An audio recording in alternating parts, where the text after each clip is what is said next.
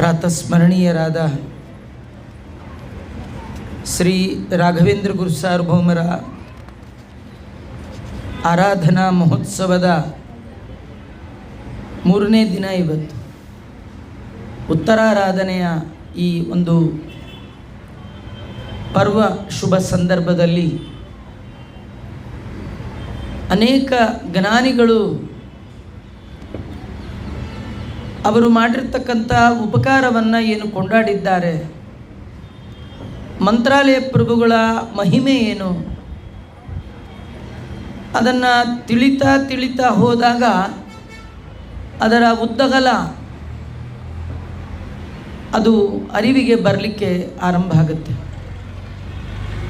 ಯದ್ಯಪಿ ಮಂತ್ರಾಲಯ ಪ್ರಭುಗಳು ಅವರ ಮಹಿಮೆ ಅದನ್ನು ತಿಳಿದುಕೊಳ್ಳುವ ಶಕ್ತಿ ಸಾಮಾನ್ಯರಿಗೆ ಇರುವಂಥದ್ದಲ್ಲ. ಸಾಮಾನ್ಯರ ತಿಳುವಳಿಕೆ ಅದು ಸಾಮಾನ್ಯವಾಗಿಯೇ ಇರುತ್ತೆ. ಮಹಾವಿಶೇಷರು ಮಂತ್ರಾಲಯ ಪ್ರಭುಗಳು. ಅದು ಯಾರು ವಿದ್ವಾಂಸರಿದ್ದಾರೆ ಅಥವಾ ಯಾರು ಅವರ ಪಾದಾವಲಂಬಿಗಳಿದ್ದಾರೆ, ಯಾರು ಅವರನ್ನು ಅನನ್ಯವಾಗಿ ನಂಬಿದ್ದಾರೆ, ಅವರಿಗೆ ಮಾತ್ರ ಅವರ ಕೆಲವು ವಿಷಯಗಳು ಅನುಭವಕ್ಕೆ ಬರುತ್ತೆ. ಪ್ರತಿಯೊಬ್ಬರಿಗೂ ಕೂಡ ಅವರವರ ಜೀವನದಲ್ಲಿ ಮಂತ್ರಾಲಯ ಪ್ರಭುಗಳು ಮಾಡಿದ ಮಹಿಮೆಗಳು ಅನೇಕ ಪವಾಡ ಸದೃಶವಾದಂತಹ ಹಿನ್ನೆಲೆಗಳನ್ನು ನಾವು ನೋಡಿರ್ತೀವಿ. ಅಷ್ಟೇ ಅವರ ಮಹಿಮೆ ಅಲ್ಲ, ವಿದ್ವತ್ ಪರಿಜ್ಞೇಯ ಮಹಾವಿಶೇಷ ಅಂತ ಅಪ್ಪಣಾಚಾರ್ಯರು ಅವರ ವಿಶೇಷವನ್ನು ವಿದ್ವಾಂಸರಿಗೆ ಮಾತ್ರ ಗೋಚರ ಆಗುವಂಥದ್ದು ಅಂತ ತಿಳಿಸ್ತಾರೆ. ಹರಿದಾಸರು ಮಂತ್ರಾಲಯ ಪ್ರಭುಗಳನ್ನು ಹೇಗೆ ಕಂಡಿದ್ದಾರೆ? ನಾವೆಲ್ಲ ಮಂತ್ರಾಲಯಕ್ಕೆ ಹೋಗಿದ್ದೇವೆ ಅಥವಾ ಮಂತ್ರಾಲಯ ಪ್ರಭುಗಳನ್ನು ಮನೆಯ ಹತ್ತಿರದಲ್ಲೇ ನೋಡಿದ್ದೇವೆ. ರಾಘವೇಂದ್ರ ಸ್ವಾಮಿಗಳು ಸಶರೀರರಾಗಿ ಏನು ಮಂತ್ರಾಲಯವನ್ನು ತಮ್ಮ ಮುಂದಿನ ಕಾರ್ಯಕ್ಕಾಗಿ ಆಯ್ಕೆ ಮಾಡಿಕೊಂಡಿದ್ದಾರೆ. ಅವರಿಗೆ ಯಾವ ಊರು ಎಷ್ಟು ಬೆಳೆಯುತ್ತೆ ಅಂತ 352 ವರ್ಷದ ಕೆಳಗೂ ಗೊತ್ತಿತ್ತು. ಆದರೆ ಅವರು ಬೃಂದಾವನ ಪ್ರವೇಶ ಮಾಡುವ ಸಂದರ್ಭದಲ್ಲಿ ಅತ್ಯಂತ ಕುಗ್ರಾಮ ಮಂತ್ರಾಲಯ ಕ್ಷೇತ್ರ, ಮಂಚಾಲೆ,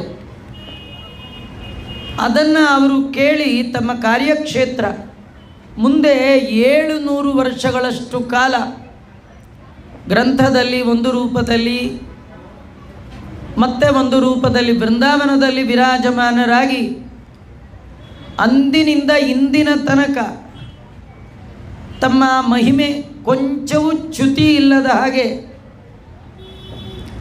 ಕೆಲವರದೆಲ್ಲ ಅವರ ಮಹಿಮೆ ಅವರ ಪವಾಡಗಳು ಅವರಿದ್ದ ಕಾಲಕ್ಕೆ ಮಾತ್ರ ಇರುತ್ತೆ.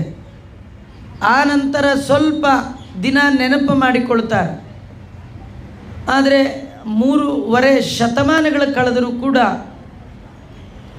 ಇವರ ನೆನಪುಗಳು, ಇವರ ಮಹಿಮೆಗಳು ನಿತ್ಯದಲ್ಲಿ ಹೊಸ ಹೊಸ ಬಗೆಯ ಉತ್ಸವಗಳು ಇದೆಲ್ಲ ನಡೀತಾ ಇದೆ ಅಂದರೆ ಅದರ ಹಿನ್ನೆಲೆಯನ್ನು ನಾವು ದೊಡ್ಡವರ ಮಾತಿನಲ್ಲಿ ತಿಳಿದುಕೊಳ್ಳಬೇಕು. ಹಾಗಾಗಿ ಇವತ್ತಿನ ವಿಷಯ ಹರಿದಾಸರು ಕಂಡಂತೆ ರಾಘವೇಂದ್ರ ಸ್ವಾಮಿಗಳು. ಪ್ರಾತಸ್ಮರಣೀಯರಾದ ಗೋಪಾಲದಾಸರು, ವಿಜಯದಾಸರ ಶಿಷ್ಯರು, ಜಗನ್ನಾಥದಾಸರಿಗೆ ಆಯುರ್ದಾನ ಮಾಡಿದ ಗುರುಗಳು ಆದಂತಹ ಗೋಪಾಲದಾಸರು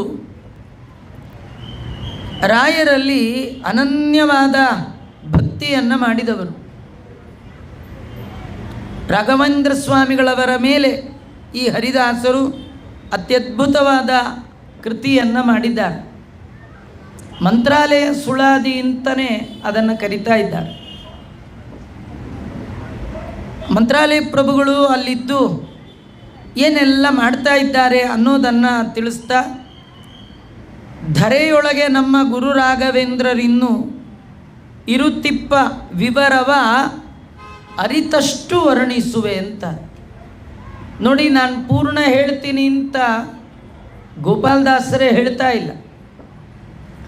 ಯಾಕಂದರೆ ಯಾರಿಗೂ ಕೂಡ ಪೂರ್ಣವಾಗಿ ರಾಯರನ್ನು ತಿಳ್ಕೊಂಡೆ ಅಂತ ತಿಳಿಲಿಕ್ಕೆ ಸಾಧ್ಯ ಇಲ್ಲ. ಭಗವಂತನ ಭಕ್ತರ ಮಹಿಮೆ ಅಂಥದ್ದು. ಅದಕ್ಕೆ ರಾಘವೇಂದ್ರ ಸ್ವಾಮಿಗಳು ಈ ಧರೆಯೊಳಗೆ ನೋಡಿ, ಅಲ್ಲಿ ಒಂದೊಂದು ಶಬ್ದಗಳು ಹೇಳ್ತಾರೆ. ಇನ್ನೂ ಇರುತ್ತಿಪ್ಪ, ಇನ್ನೂ ಇದ್ದಾರೆ, ಮಂತ್ರಾಲಯದಲ್ಲಿ ಇದ್ದಾರೆ ಅಂತ. ಅವರು ಬೃಂದಾವನ ಪ್ರವೇಶ ಮಾಡಿದ್ರು ಅಂತ ಹೇಳ್ತಾರೆ ವಿನ ದೇಹ ತ್ಯಾಗ ಮಾಡಿದ್ರು ಅನ್ನುವ ಶಬ್ದವೇ ಇಲ್ಲ. ಅವರು ಇನ್ನೂ ಕೂಡ ಅಲ್ಲಿದ್ದು ಅವರು ತಮ್ಮ ಬಳಿಗೆ ಬರುವ ಅಜ್ಞಪ್ರಾಜ್ಞರಿಗೆ ಎಂತೆಂಥವ್ರು ಬಂದು ಏನೇನು ಕೇಳ್ತಾರೆ ಅವರವರ ಯೋಗ್ಯತೆಗೆ ಅನುಗುಣವಾಗಿ ಅನುಗ್ರಹ ಮಾಡ್ತಾ ಇದ್ದಾರೆ. ಧರೆಯೊಳಗೆ ನಮ್ಮ ಅವನೊಂದು ಶಬ್ದ ನೋಡಿ, ನಮ್ಮ ಅಂತ ನಮ್ಮ ಗುರುಗಳು ಅಂತಾರೋ. ಯಾರಿಗೆ ಅವರಲ್ಲಿ ಭಕ್ತಿ ಇದೆ, ಪ್ರೀತಿ ಇದೆ, ಅಲ್ಲಿ ಆ ಶಬ್ದ ಪ್ರಯೋಗ ಮಾಡ್ತಾರೆ. ನಮ್ಮವರು, ನಮ್ಮ ಭಾಳ ಬೇಕಾದವರು, ಬೇಕಾಷ್ಟು ಜನ ಗುರುಗಳಿದ್ದಾರೆ. ಆದರೆ ನಮ್ಮ ಗುರು ರಾಘವೇಂದ್ರರು ಇನ್ನೂ ಧರೆಯೊಳಗೆ ಇರುತ್ತಿಪ್ಪ ವಿವರವ ಅರಿತಷ್ಟು ವರ್ಣಿಸುವೆ. ನಾನು ನನ್ನ ಯೋಗ್ಯತೆಗೆ ಅನುಗುಣವಾಗಿ ನಮ್ಮ ಗುರುಗಳಾದ ರಾಘವೇಂದ್ರ ಸ್ವಾಮಿಗಳು ಅವರ ಮಹಿಮೆಯನ್ನು ಅವರು ನನಗೆಷ್ಟು ತಿಳಿಸಿಕೊಟ್ಟಿದ್ದಾರೋ ಅಷ್ಟನ್ನು ಹೇಳ್ತೇನೆ ಅಂತ. ಸ್ಥಿರವಾಗಿ ಮಂತ್ರಾಲಯಪುರ ತುಂಗಾ ತೀರದಿ ಹರಿಭಕ್ತ ಪ್ರಹ್ಲಾದ ವರಯಾಗ ಮಾಡಿ ಇಲ್ಲಿ ಸುರರಿಗೆ ಅಮೃತವ ಉಣಿಸಿ ಪರಿಪರಿಕ್ರಿಯೆ ಮಾಡಿ ಪರಿಶುದ್ಧ ಆದನೆಂದು ಅರಿತು ಈ ಸ್ಥಳದಲ್ಲಿ ಗುರು ರಾಘವೇಂದ್ರ ರಾಯ ಶರೀರ ಪೋಗಾಡಿಸಿಲ್ಲಿ ಪರಲೋಕ ಸಾಧನ ಪರಿಪೂರ್ತಿ ಮಾಡಿಕೊಂಡು ಶ್ರೀಕೃಷ್ಣ ಚರಣ ಕೆರಗಿ ಸಂತೋಷದಲ್ಲಿ ಧರೆಯ ಮೇಲಿದ್ದ ಜನರ ಪೊರೆಯಬೇಕೆಂದೆನಲು ಹರಿ ನೋಡಿದನು ಇವರ ಪರಮ ದಯಾಳುತನವ. ಮಂತ್ರಾಲಯ ಪ್ರಭುಗಳು ಆ ಕುಗ್ರಾಮವನ್ನು ಯಾಕೆ ಆಯ್ಕೆ ಮಾಡಿಕೊಂಡ್ರು? ಅವತ್ತು ಕಾಲಕ್ಕೆ ಕುಗ್ರಾಮ ರೀ. ಆದರೆ ಇವತ್ತು ಯಾರು ನಿಮ್ಮ ಕಡೆಗೆ ಮಂತ್ರಾಲಯಕ್ಕೆ ಹೋಗಿದ್ರೆ ಕೇಳಿ ಹೇಗಿತ್ತು ಮಂತ್ರಾಲಯ ಅಂತ. ಸಾವಿರಾರು ರೂಮ್ಗಳನ್ನು ಸ್ವಾಮಿಗಳು ಕಟ್ಟಿಸಿದ್ರು ಕೂಡ ಈ ಒಂದು ವಾರ ಇಡೀ ಮಂತ್ರಾಲಯದಲ್ಲಿ ರೂಮೇ ಸಿಗಲ್ಲ. ಭಕ್ತರು ತಂಡೋಪತಂಡವಾಗಿ ಮಂತ್ರಾಲಯ ಪ್ರಭುಗಳ ದರ್ಶನಕ್ಕಾಗಿ ಅಲ್ಲಿ ಧಾವಿಸುವಂಥದ್ದು. ಇದು 350 ವರ್ಷಗಳ ಕೆಳಗೆ ಮಂತ್ರಾಲಯ ಪ್ರಭುಗಳಿಗೆ ಗೊತ್ತಿತ್ತು. ಈ ಸ್ಥಳದ ಮಹಿಮೆ ಅವರಿಗೆ ಗೊತ್ತಿದೆ. ಹಿಂದೆ ಇದೇ ಮಂತ್ರಾಲಯ ಪ್ರಭುಗಳೇ ಅವರು ಬ್ರಹ್ಮ ಶಾಪರೂಪ ವರದಿಂದ ಪ್ರಹ್ಲಾದನಾಗಿ ಅವತಾರ ಮಾಡಿದಂತಹ ಸ್ಥಳ. ಅಲ್ಲಿ ಉತ್ತಮವಾದ ಯಾಗವನ್ನು ಮಾಡಿದ್ದಾರೆ. ದೇವತೆಗಳಿಗೆ ಅಮೃತವನ್ನು ಕೊಟ್ಟಂಥದ್ದು.